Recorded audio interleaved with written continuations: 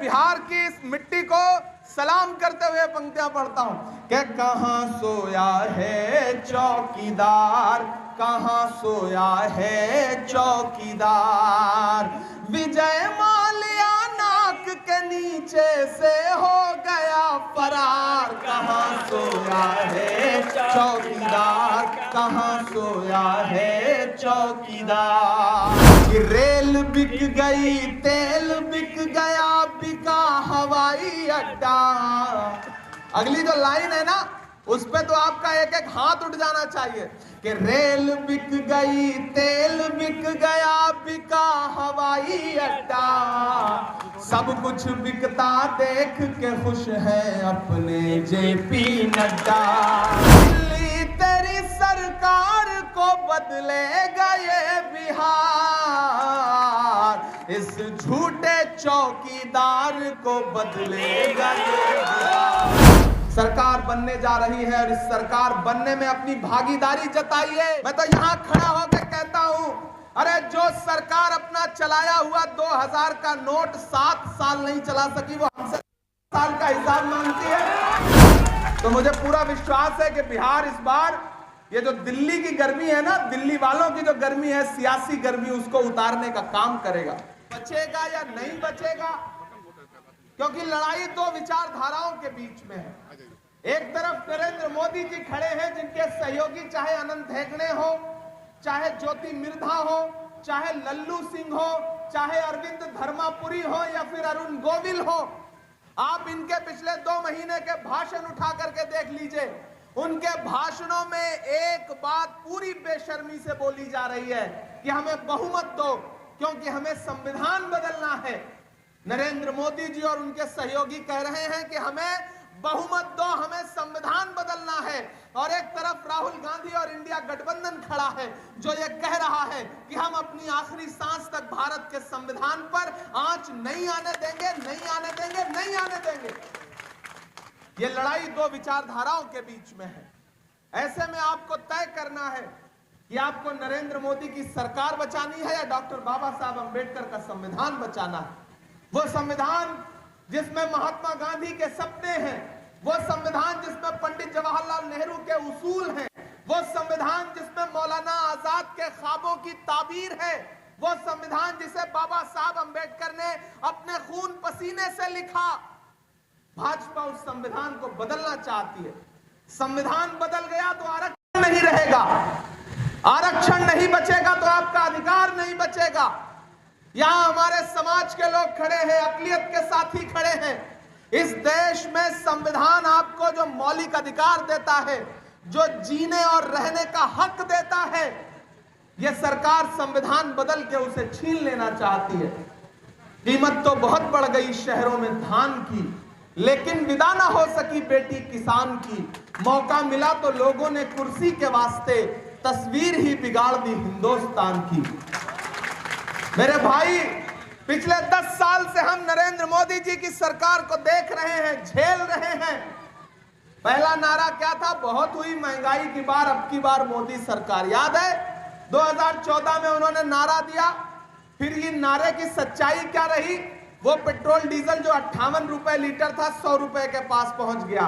Gas cylinder जो 400 का था, वो 1000 का पहुंच गया। आटा, चावल, दूध, दही, पनीर, लस्सी, छाछ, क्या नहीं महंगा कर दिया। अग्निवीर योजना लाई। अग्निवीर का जो फॉर्म है, उस फॉर्म पर 18% की जीएसटी लेते हैं। 18% टैक्स फॉर्म भरने के लिए। और तो और ये फिल्में टैक्स फ्री करने वाली भाजपा की सरकारें कफन पर जीएसटी ले रही हैं, कफन पर टैक्स ले रही हैं। ऐसे में मैं यहां खड़ा होकर के अखिलेश जी, हमारे बड़े भाई की हैसियत से, राज्यसभा में हम दोनों लोग साथ होकर के आपके मुद्दों पर लड़ाई लड़ते हैं। एक तरफ 7 फीट 8 फीट की दूरी पर नरेंद्र मोदी जी बैठते हैं और इस तरफ हम लोग बैठते हैं, लेकिन हम आपको विश्वास दिला रहे हैं। हमने देखा है वहां अखिलेश जी को कि बिना डरे हुए इस देश के हाकिम के आंख से आंख मिला करके इन्होंने किसी भी मुद्दे पर चुप्पी नहीं साधी, बल्कि लगातार बोलते रहे। और आकाश कुमार हमारे भाई की तरह है, मैं आकाश के लिए आपके सामने दामन फैला करके वोट की अपील करने आया हूं और आपसे यह कहना चाहता हूं और खास तौर से अपने समाज के लोगों से यह बात कहना चाहता हूं कि इस बार लड़ाई बहुत बड़ी है और जब लड़ाई बड़ी हो तो छोटी छोटी चीजें नजरअंदाज की जाती हैं। जब मकसद बड़ा हो तो छोटी छोटी चीजें किनारे रख दी जाती हैं। जब ख्वाब बड़े होते हैं तो नींदें कुर्बान करनी पड़ती है। इस बार मकसद है भारत के संविधान को बचाना, भारत के लोकतंत्र को बचाना। एक तरफ राहुल गांधी खड़े हैं जिन्होंने अपना प्रतिनिधि बना करके आकाश कुमार सिंह को यहां से प्रत्याशी बनाया है। वो आदमी आपके लिए लड़ाई लड़ रहा है। इस देश में नफरत कम करने के लिए कन्याकुमारी से कश्मीर तक 4000 किलोमीटर चले राहुल गांधी।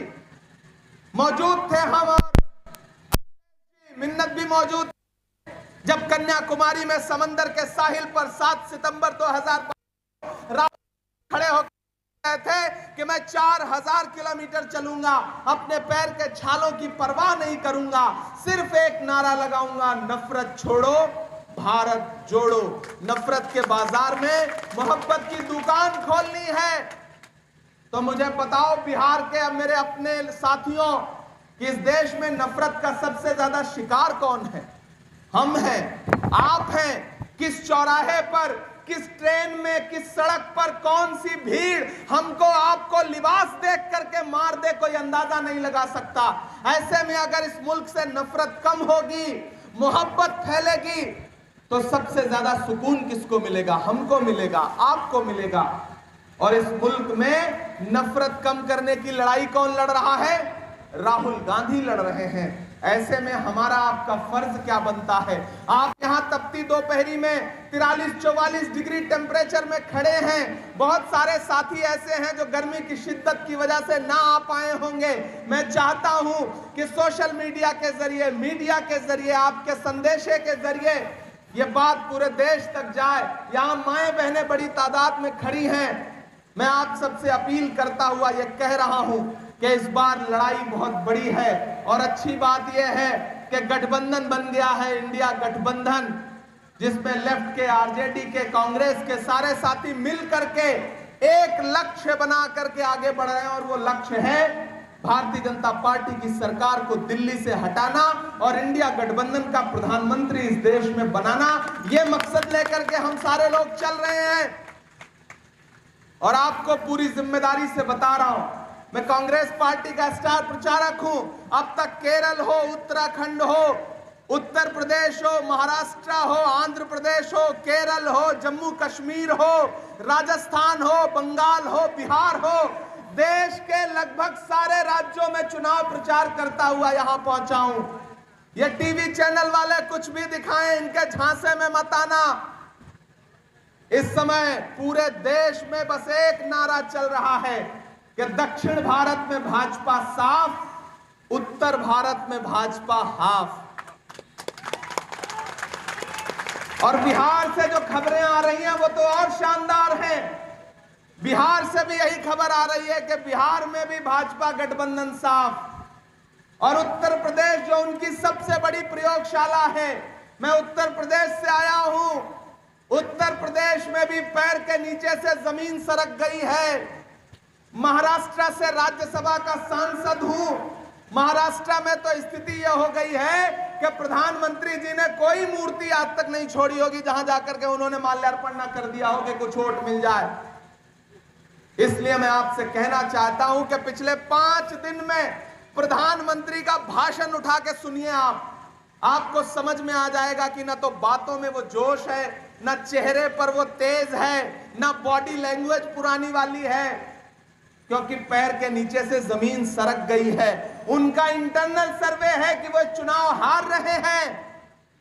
ऐसे में मेरे भाई, मैं जानता हूं कि 4 जून को जब रिजल्ट आएगा और दिल्ली में इंडिया गठबंधन की सरकार बनेगी तो महाराजगंज लोकसभा क्षेत्र के जो साथी हैं, मैं चाहता हूं कि आपका प्रतिनिधित्व करने के लिए आकाश कुमार सिंह जैसा एक युवा साथी जो है वो पार्लियामेंट पहुंचेगा तो हमारा प्रधानमंत्री बनना और आसान हो जाएगा।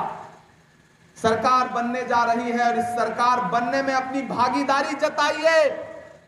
इसलिए मैं आपके बीच में अपील करने आया हूं। आपसे मेरा एक बड़ा जज्बाती रिश्ता है, इस इलाके से, इस एतराफ से मेरा बड़ा जज्बाती रिश्ता है। भले ही आपसे मुलाकातें कम होती हों, लेकिन एक गायबाना तारुफ है आप सारे लोगों से। तो मैं आपसे यह कहना चाहता हूं कि अगर आप किसी बहकावे में, किसी झांसे में, किसी मुगालते में आकर के वोट देने नहीं निकलते हैं या कहीं और देते हैं, तो सीधा फायदा भाजपा को होगा।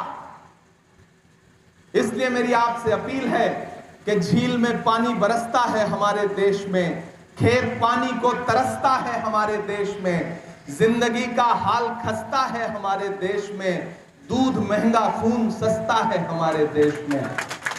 ये लड़ाई बहुत महत्वपूर्ण है और ये भाजपा के लोग कोई भी भाषण करें, इनके सारे भाषण झूठे हैं। प्रधानमंत्री जी खुद बहुत झूठ बोलते हैं और उसका असर उनके तमाम नेताओं पर भी आ गया है। एक दिन पार्लियामेंट में खड़े होकर प्रधानमंत्री जी बड़ा जोर जोर से लगे बोलने, बताओ कांग्रेस वालों तुमने 70 साल में क्या किया। मेरा दिल हुआ कि बताना शुरू कर दिया। अखिलेश भाई पलटे, बोले इमरान मत बताओगे, ये उसको भी बेच देंगे, इनका काम सिर्फ बेचने का है, मत बताना। तो 10 साल में सिर्फ बेचने के अलावा कुछ नहीं किया। मैंने सुना है आज प्रधानमंत्री जी आए हुए हैं और कांग्रेस से 70 साल का हिसाब मांग रहे हैं। मैं तो यहां खड़ा होकर कहता हूं, अरे जो सरकार अपना चलाया हुआ 2000 का नोट 7 साल नहीं चला सकी, वो हमसे 7 साल का हिसाब मांगती है। जो सरकार अपना चलाया हुआ नोट नहीं चला पा रही है, वो देश क्या चलाएगी। किसी झांसे में मत आइए। कांग्रेस पार्टी क्या कह रही है उसका मैनिफेस्टो पढ़िए। मेरा सौभाग्य है, मेरी खुशनसीबी है कि मैं उस मैनिफेस्टो कमेटी का सबसे कम उम्र का सदस्य हूं। मैंने बनाया है उस मैनिफेस्टो को, इसलिए पूरी जिम्मेदारी से यहां कह रहा हूं। वो मैनिफेस्टो कह रहा है कि 4 जून को हमारी सरकार बनाइए और 15 अगस्त से पहले इस देश के 30 लाख बेरोजगार नौजवानों को एक साथ नौकरी देंगे। हम नरेंद्र मोदी जी की तरह झूठा वादा नहीं कर रहे हैं कि 2 करोड़ दे देंगे, 5 करोड़ दे देंगे। हम क्या कह रहे हैं, 30 लाख नौकरी एक झटके में अपने बेरोजगार युवाओं को। यहां माएं बहनें खड़ी हैं, सुनिए, जो सबसे जरूरी बात है, जो सबसे क्रांतिकारी बात है, वो मैनिफेस्टो कह रहा है कि जैसे ही हमारी सरकार बनेगी, वैसे ही हर गरीब परिवार की महिला के अकाउंट में डायरेक्ट 1 लाख रुपए सालाना मिलेगा। खटाखट खटाखट खटाखट। राहुल गांधी जी कह रहे हैं 1 लाख रुपया सालाना, यानी कि 8,500 रुपए महीने। आपकी नौकरी तो आपके घर वाले से ज्यादा मजबूत और पक्की होगी। 8,500 रुपए हर महीने आपके अकाउंट में, महिलाओं के अकाउंट में डायरेक्ट देगी इंडिया गठबंधन की सरकार, कांग्रेस की सरकार। और सबसे महत्वपूर्ण बात जिस पे चर्चा नहीं हो रही है, 14 लाख आंगनबाड़ी के नए पद सृजित करेगी हमारी सरकार एक झटके में। 14 लाख। और सुनिए, अग्निवीर योजना एक झटके में समाप्त कर देंगे। और सुनिए, जैसे ही सरकार बनेगी, हर प्रतियोगी परीक्षा, कोई भी नौकरी का फॉर्म भरोगे तो जो फॉर्म भरने में 2000, 1000, 3000 रुपए खर्च होते हैं, फॉर्म आने वाले हमेशा के लिए फॉर्म फ्री कर दिया जाएगा, उसका पैसा नहीं लगेगा। कितनी क्रांतिकारी योजनाएं। ऐसे में अब तक बहुत मंदिर मस्जिद हिंदू मुस्लिम बहुत सुन लिया, कान बंद कर लीजिए। अब जब कोई इस तरह की बात करे, तो हिंदू मुस्लिम मंदिर मस्जिद की बात करे ना, तो ऐसे कान में उंगली डाल लीजिए और कह दीजिए कि भैया बहुत हो चुका हिंदू मुस्लिम मंदिर मस्जिद। अब हमें इंडिया गठबंधन की सरकार बनानी है, कांग्रेस पार्टी की सरकार बनानी है, क्योंकि राहुल गांधी जो वादे कर रहे हैं वो सच्चे वादे हैं। मैं यहां खड़ा होकर के आप सबसे अपील करते हुए ये बात कह रहा हूं मेरे भाई, कि आकाश हमारे भाई की तरह है, और मैं आकाश के लिए आपसे एक एक वोट की अपील करने आया हूं। और आप हाथ के पंजे के सामने वाला बटन दबाएंगे, आकाश को वोट देंगे, तो सिर्फ आकाश को नहीं मिलेगा। अगर आपको लगता है कि आपका वोट सिर्फ आकाश को मिलेगा तो नहीं, सिर्फ आकाश को नहीं मिलेगा, आपका दिया गया एक एक वोट मोहब्बत के उस मसीहा को मिलेगा जिसका नाम राहुल गांधी है। आपका दिया गया एक एक वोट डॉक्टर बाबा साहब अंबेडकर के सच्चे अनुयायी मल्लिकार्जुन खड़गे को मिलेगा। आपका एक एक वोट श्रीमती सोनिया गांधी जी को मिलेगा। आपका एक एक वोट प्रियंका गांधी जी को मिलेगा। आपका एक एक वोट लालू यादव जी को मिलेगा, तेजस्वी यादव जी को मिलेगा। आपका एक एक वोट हेमंत सोरेन को मिलेगा। आपका एक एक वोट अरविंद केजरीवाल को मिलेगा। आपका एक एक वोट हमारी जो लेफ्ट पार्टी है उनके सहयोगियों को मिलेगा। और तो और आपका एक एक वोट जो आकाश को आप देंगे वो इमरान प्रतापगढ़ी पर आपका पर्सनल एहसान होगा। मैं चाहता हूं कि आने वाले दिनों में जब महाराजगंज लोकसभा क्षेत्र के निवासियों के लिए पार्लियामेंट में लोकसभा में खड़े होकर के आकाश लड़ाई लड़े, तो फिर राज्यसभा में खड़े होकर के इमरान प्रतापगढ़ी और अखिलेश जी दोनों लोग मिलकर लड़ाई लड़ें। आपके लिए तो ऑफर बहुत अच्छा है, एक जिताइए साथ में 2 फ्री पाइए, एक के साथ 2 फ्री, एक सांसद लोकसभा का जिताइए, एक वोट दोगे तो 3 सांसद मिल रहे हैं। इससे अच्छा ऑफर तो देश में किसी लोकसभा में किसी के पास नहीं है, इससे अच्छी अपॉर्चुनिटी कहीं नहीं है। तो मेरी आपसे गुजारिश है कि आकाश को जिताइए। आकाश आपके लिए लड़ेंगे, आपका काम करेंगे। वो काम नहीं करेंगे, मुझ तक आना, मैं लड़ूंगा आपके लिए। मुझ तक ना पहुंच पाना तो अखिलेश भाई से, तो आपके पास तो कई रास्ते हैं अपनी बात रखने के लिए। मैं आपसे अपील करने आया हूं मेरे भाई कि इस चुनाव में घरों से बाहर निकलिए, क्योंकि सच मानिए यह चुनाव बहुत महत्वपूर्ण है। मैं पिछली तकरीबन 20-22 रातों से सोया नहीं हूं। परसों रात में राहुल जी के लिए रायबरेली में सभा कर रहा था, कल दिल्ली में चांदनी चौक में सभा कर रहा था, आज यहां खड़ा हूं, कल रांची रहूंगा, परसों पुरुलिया में रहूंगा, बंगाल में, पूरे देश के अलग अलग कोने में जा रहा हूं। और मैं यहां खड़ा होकर के पूरी जिम्मेदारी से और पूरी गारंटी बात कह रहा हूं कि चाहे जितना सर पटक ले, लेकिन भाजपा की सरकार दिल्ली में नहीं बनने जा रही है, नहीं बनने जा रही है, नहीं बनने जा रही है। क्योंकि मैं जमीनी सच्चाई देख करके आ रहा हूं। और ये भाजपा वाले, भाजपा गठबंधन वाले कितना भी आके झूठ बोले, इनके चक्कर में मत पड़ना, ये सिर्फ झूठ बोलते हैं। वो भाजपा का एक नेता एक गांव में पहुंचा, उसने कहा गांव वालों आओ, मैं तुम्हारी समस्याएं समाप्त करना चाहता हूं। गांव वाले भोले भाले थे, आपकी तरह इकट्ठा हो गए। बोले ठीक है नेताजी, आप हमारी समस्या खत्म करना चाहते हो तो खत्म करो। तो नेताजी ने कहा बताओ समस्या क्या है। तो बोले गांव की 2 समस्या सबसे महत्वपूर्ण है। पहली है कि गांव में कोई अस्पताल नहीं है। तो भाजपा के जो नेता थे, मंत्री थे, उन्होंने अपना मोबाइल निकाला, पता नहीं कहां नंबर मिलाया, आगे डांटने की इस गांव में हॉस्पिटल कैसे नहीं है, मैं यहां मौजूद हूं, कल तक यहां पे अस्पताल खुल जाना चाहिए, डॉक्टर आ जाने चाहिए। ये कहकर फोन जो है जेब में रख लिया। फिर बोले देखो गांव वालों, मैंने तुम्हारी पहली समस्या खत्म कर दी, दूसरी बताओ। तो गांव वालों ने कहा साहब हमारी दूसरी समस्या यह है कि इस गांव में मोबाइल का कोई नेटवर्क ही नहीं है। यह है भाजपा की राजनीति। तो भाजपा की इस राजनीति के चक्कर में मत पड़ना, सीधे उनके तमाम झूठे वादे याद रखो। प्रधानमंत्री जी ने वादा किया था ना, बेटी बचाओ बेटी पढ़ाओ, नारा दिया था ना, उस नारे की सच्चाई क्या रही कि हाथरस में दलित बिटिया के साथ बलात्कार हुआ और रात के 2 बजे परिवार की बिना मर्जी के उसकी लाश जला दी गई। उस नारे की सच्चाई यह हुई कि उन्नाव में उनका विधायक बलात्कार के आरोप में सजा काट रहा है। सोनभद्र में भाजपा का विधायक 25 साल की सजा बलात्कार के आरोप में काट रहा है।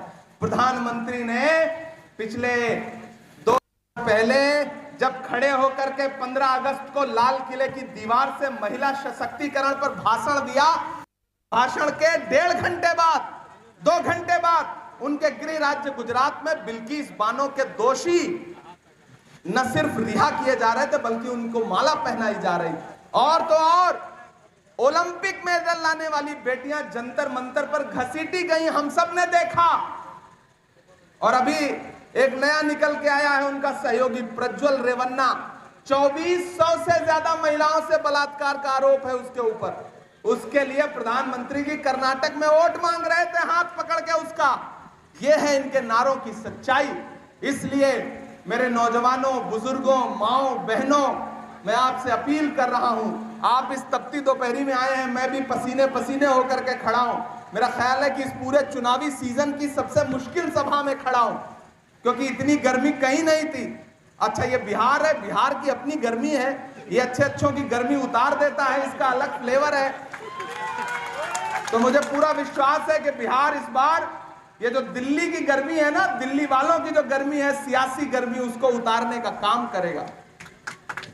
मैं तो 4 पंक्तियां पढ़ता हूं हमेशा बिहार को लेकर के कि नफरत के कारोबार को बदलेगा ये बिहार। ठंडे हो गए, थक गए, पसीने से डर गए?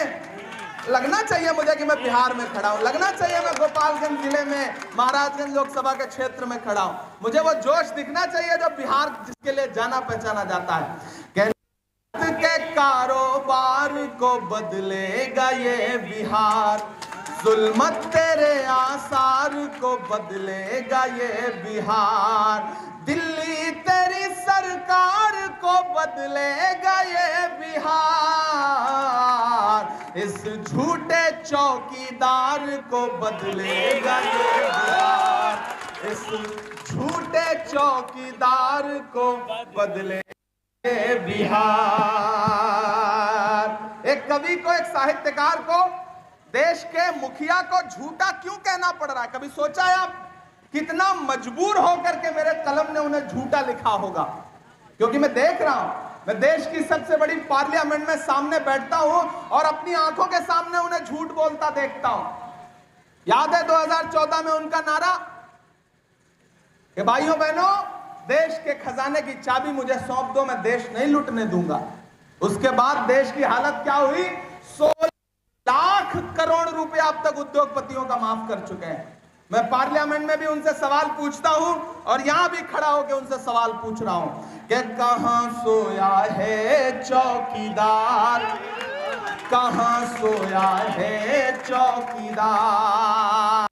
इलेक्शन सिर्फ वोट देने का नाम नहीं है, इलेक्शन सपोर्ट देने का भी नाम है। आपका जोश, आपका जज्बा, आपकी हिम्मत प्रत्याशी को ताकत देती है, पार्टी को ताकत देती है, गठबंधन को ताकत देती है। तो मुझे उसी तरह से आपका जोश और जज्बा दिखना चाहिए।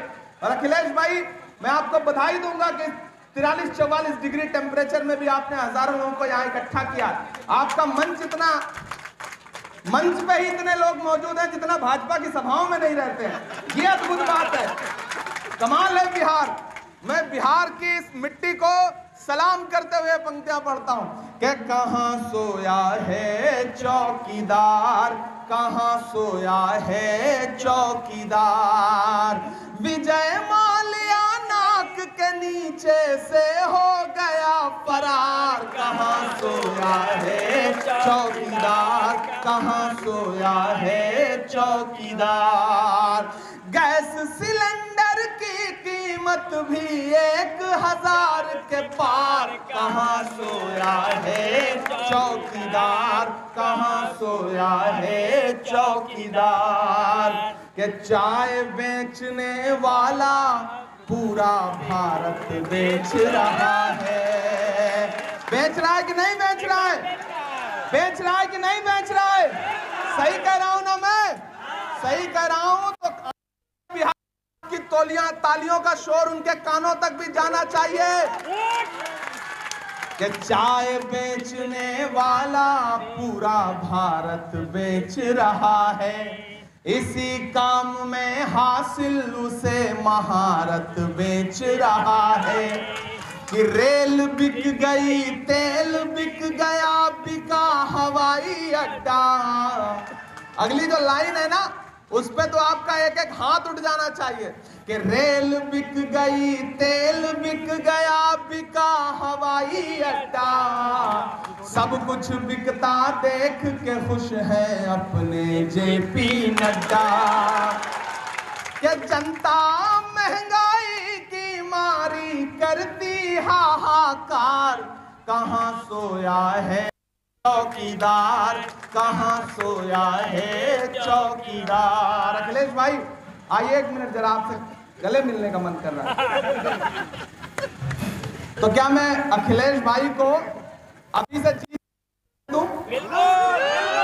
मैं ये चाहता हूं साथियों, मैं बहुत दूर से आपके बीच में आया हूं, आज मुझे किसी और कार्यक्रम में जाना था, लेकिन अखिलेश भाई ने मुझसे कहा तो मैं पूरी जिम्मेदारी से इस भाई का आदेश मानते हुए आपके बीच में आया हूं। मैं एक बात बहुत जिम्मेदारी से अखिलेश भाई के लिए कह रहा हूं। अखिलेश भाई को मैंने दिल्ली के गलियारों में बिहार के मुद्दों पर सरकार से भी लड़ते हुए देखा है और अपनी पार्टी के नेताओं से भी लड़ते हुए देखा है। मैं इनके हिम्मत और इनके जज्बे की कद्र करता हूं। इसलिए मैं आज आकाश कुमार के लिए आपसे वोट की अपील करने आया हूं, क्योंकि जब मैं इनको भाई मानता हूं तो वो मुझसे छोटा है और वो मेरे भाई की तरह वो भी है। मैं उसके लिए अपना दामन फैला करके और खास तौर से अपने समाज के लोगों से कहता हूं कि इमरान प्रतापगढ़ी आपकी जमानत है। इमरान प्रतापगढ़ी इस बात की जमानत लेता है, आप यहां से कांग्रेस का, इंडिया अलायंस का प्रत्याशी जिता के भेजिए। जब भी आपको लगे कि आपने इमरान प्रतापगढ़ी की बात मानी थी और आपकी बात नहीं सुनी जा रही थी, तो आकर के मेरा कॉलर पकड़ना, ये मैं आपको हक देता हूं। दिल्ली में मेरे दरवाजे आपके लिए खुले रहेंगे हमेशा, ये मैं आपसे वादा करता हूं। और इस संदेशे को पूरे एतराफ में पहुंचाइए लोगों कि इस समय जरा सा भी भटकने का मतलब है भाजपा को फायदा पहुंचाना। क्योंकि राहुल गांधी ने जो मेहनत की है ना, सिर्फ राहुल गांधी का चेहरा देखिए यार, 4000 किलोमीटर पैदल चला है वो आदमी, उसके पैर के छाले अब तक नहीं सूखे हैं, उसका पसीना अब तक नहीं सूखा है। तो हमारी आपकी जिम्मेदारी बनती है कि उस आदमी ने जो मेहनत की है उसका कर्ज है हमारे कंधों पर, उसे उतारे हम। और वो है आकाश कुमार सिंह को उन्होंने अपना प्रतिनिधि बना के भेजा है, तो फिर उन्हें हम सांसद बना करके पार्लियामेंट पहुंचाएं। बहुत शुक्रिया अदा करता हूं।